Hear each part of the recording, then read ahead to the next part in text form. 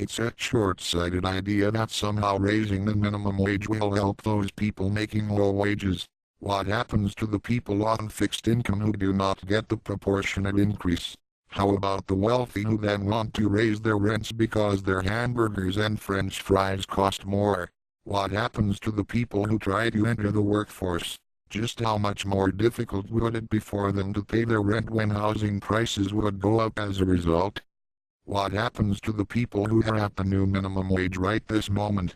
They would be angry for the ordinarily less qualified or easier positions getting the same wage. You create more strife in the workplace as a result.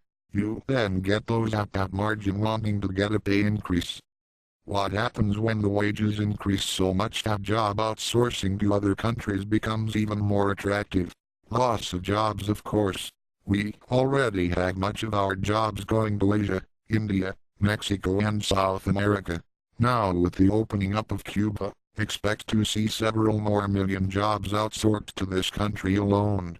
And then there's robotics that doesn't require workers from here or any other country. That will continue being implemented, and if the minimum wage increases dramatically, the implementation will ramp up even faster, causing a sudden shock to society and the economy.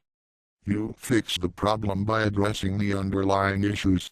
Why do low-wage earners face such big problems today? Because the cost of living is so high. Then just address why the cost of living is so high.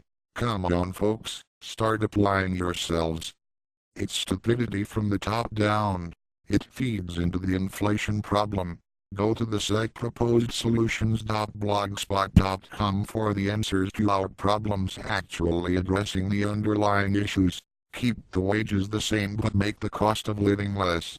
Feeding into the inflation game does not correct the problem, it feeds into it. If rents were in half, would you then be complaining for a higher wage? Of course not. You'd have more than you need to prosper, yet you silly people go into the symptom, not the disease. Make a reasonable limit on the number of homes any one person may own, then the wealthy and otherwise other haters of humanity who seek to make their big gains in life off the less advantaged would have to let go of a good deal of their properties, thereby increasing the supply per demand of homes for sale, which would lower the prices and rents would go down in concert. Now do you really want to fix the problem or make it worse? Now just why are taxes so high? Government employees keep getting pay raise after pay raise and they work so slow, thereby causing more to be hired. We could save $1 trillion per year if the populace would stand behind me in getting rid of some of these underworked, overpaid, bad attitude government loafers and paying the remainder at 15% below that of the private sector. Now just how much better those at low wages would be when we have to pay less taxes to support the high salaries of our public servants. There was a time when government employees were our truly public servants, when they took their jobs seriously and were not trying to ruin America with their outlandish compensation packages. When the servant makes more than their masters and furthermore snub the public any chance they get, something is terribly wrong.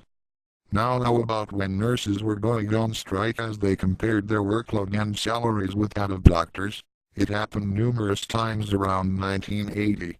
Just as in the book, Thoughtful Living, had nurses not played into the inflation game like people are doing now with wanting a large increase in the minimum wage and instead bargaining to lower the salaries of doctors, the essential problem would be solved. Then your cost of health care would be lower.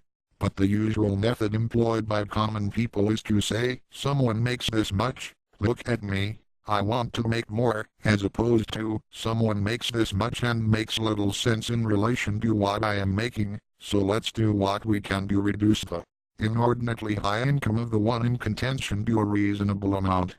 Let us stop playing into the inflation game.